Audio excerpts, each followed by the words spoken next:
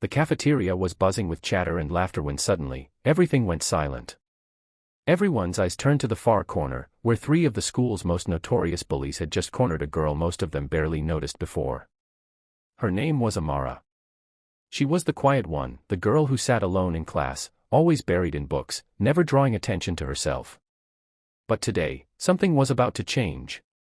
One of the bullies, a tall boy named Jake, sneered as he grabbed Amara's collar and yanked her forward. "Why don't you ever talk, huh? Think you're better than us," he hissed. His friends chuckled, circling her like predators. The students watching held their breath. Nobody dared to step in.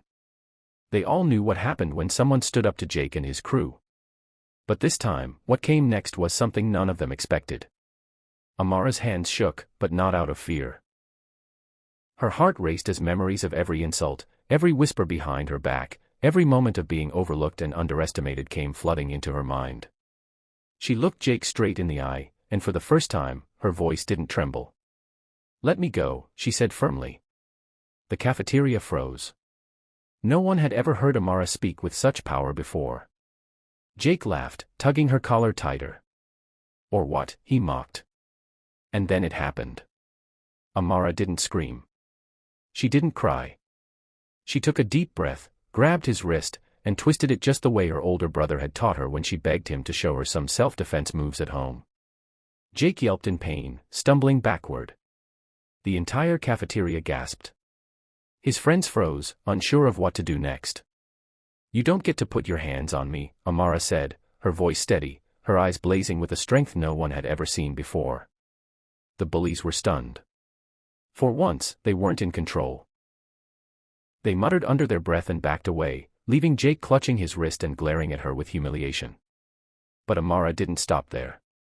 She stood tall, turned to the watching crowd, and said something that sent chills down everyone's spine. "I've been silent because I thought no one cared. But I'm done being invisible. I deserve respect just as much as anyone else here." Her words echoed through the cafeteria. Students who had never spoken to her before suddenly saw her differently, not as the quiet girl, but as someone brave enough to do what most of them never could. Later that day, Amara sat in the principal's office. Jake and his crew were being disciplined, but what mattered most was that for the first time in her life, she felt proud of who she was.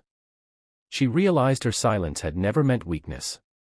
It had been strength waiting for the right moment to roar. In the weeks that followed, something amazing happened. Students who had ignored her began sitting with her at lunch. Teachers noticed her confidence in class. Even younger kids who had been bullied started looking up to her as someone who gave them hope. But Amara never let the praise change who she was. She remained humble, soft-spoken, and kind. Only now, she wasn't afraid to stand tall when it mattered. Her quiet strength became her power. And the bullies? They never touched her again. In fact, Jake avoided her completely, too embarrassed to face the girl who had shattered his control in front of everyone. Amara's story became more than just a moment in the cafeteria. It became a lesson whispered through the hallways, a reminder to every student that sometimes the quietest voices carry the loudest courage.